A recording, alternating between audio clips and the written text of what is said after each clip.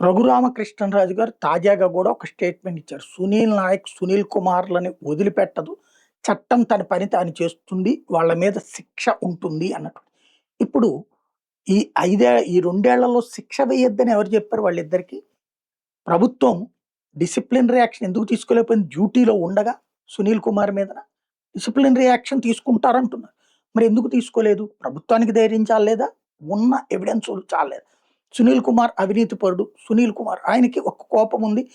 తనని కస్టోడియల్ హింసకి గురి చేసింది సిఐడి అధికారులైతే, సునీల్ నాయక్ స్వయంగా అయితే వెనక నుంచి నడిపించింది సునీల్ కుమార్. ఆయన అన్నారు ఒక అర్థం ఉంది.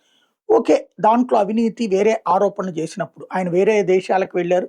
ఆ వెళ్ళేటప్పుడు పర్మిషన్ తీసుకుంది ఒక దేశానికి, వెళ్ళింది ఇంకో దేశానికి.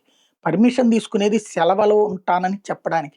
ఏ సందులోకెళ్ళాలి, ఏ గుండెల్లోకి తిరగాలి, ఏ గొంతులో తిరగాలి ఇదంతా కూడా ప్రభుత్వానికి ఎవరు చెప్పరు. ఇప్పుడు ఫర్ ఎగ్జాంపుల్ లండన్ ఎళ్ళాలనుకున్నారు. ఒకళ్ళు త్రూ సింగపూర్ ఎళ్తారు, ఒకళ్ళు దుబాయ్ ఎళ్తారు. దుబాయ్ మీద నుంచి ఎళ్తున్నానని నువ్వు చెప్పావు, సింగపూర్ మీద నుంచి ఎళ్ళావు అంటే ఫ్లైట్ తేడా రావచ్చు, లేకపోతే ఆళ్ళ ఇష్టం వచ్చినటువంటి విధంగా ఎళ్ళొచ్చు. ఆళ్ళ గమ్యం వాళ్ళ ఇష్టం. ఆ పాయింట్‌నే అవినీతి పాయింట్‌గా సునీల్ కుమార్ మీద నిజంగా యాక్షన్ తీసుకునేటట్టయితే డ్యూటీలో ఉండగానే యాక్షన్ తీసుకోవచ్చు కదా!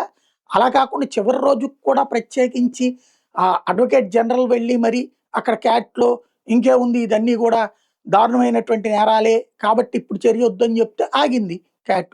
మరి ఆ లోపు యాక్షన్ తీసేసుకోవచ్చు కదా! ఇప్పుడు ఆయన మీద యాక్షన్ తీసుకుంటే వద్దన్నదెవరు? అప్పుడు యాక్షన్ తీసుకున్నదయ్యేది. దిగిపోయాక, రిటైర్ అయిపోయాక యాక్షన్ తీసుకుంటాం అయినా సరే అంటే, అది ప్రజలలో నెగెటివ్ వెళ్తుంది. సునీల్ కుమార్‌ని హీరోని చేస్తుంది. వేధించారన్న పేరు ప్రభుత్వానికొస్తుందన్న సంగతి ఎందుకు ఆలోచించట్లేదు అన్నదే చెక్ చేసుకోవాల్సి